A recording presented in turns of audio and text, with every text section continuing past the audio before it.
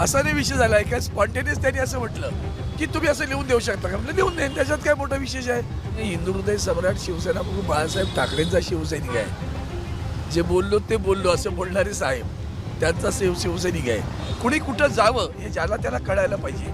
मुद्दा एवढाच आहे की ज्यांनी आदरणीय उद्धवजींच्या पाठीत सुराख उपसून गेली त्यांच्या घरी भोजन करायचं का हे प्रत्येकाने ठरवलं. शिवसेना ठाकरे गटामध्ये सध्या घडामोडींना चांगलाच वेग आलाय. ऑपरेशन टायगरच्या पार्श्वभूमीवर खासदार अरविंद सावंत यांनी आज मातोश्रीवर जाऊन पक्षप्रमुख उद्धव ठाकरे यांची भेट घेतली.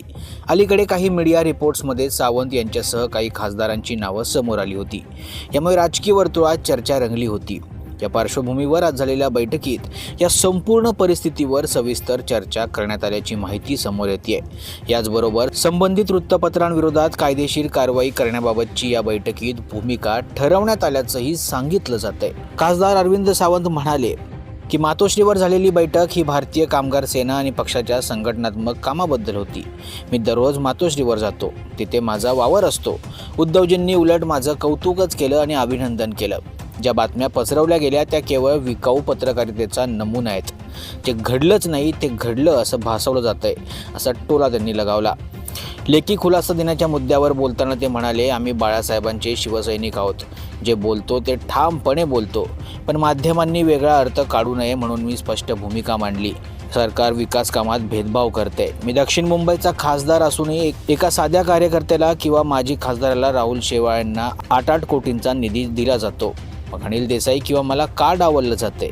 निवडणूक संपली की आपण सर्वांचे बांधील असतो हे शिवसेना प्रमुखांचे विचार विद्यमान सरकार विसरले. दरम्यान शिंदे गटाच्या मंत्र्यांकडे पक्षाच्या काही खासदारांनी स्नेहभोजनाला जाण्यावरही त्यांनी भाष्य केले. कोणी कुठे जावं हे ज्याने त्याने ठरवावं, पण ज्यांनी उद्धवजींच्या पाठीत खंजीर खुपसला त्यांच्या घरी जेवायला जायचं का? हा विचार प्रत्येक खासदारानं स्वतःच्या विवेकानं केला पाहिजे.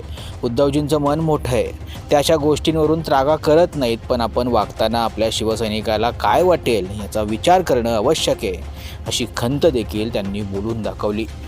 तुम्हाला याबाबत काय वाटतं? तुमची प्रतिक्रिया अवश्य कमेंट करा. Bureau report, Maharashtra news 24.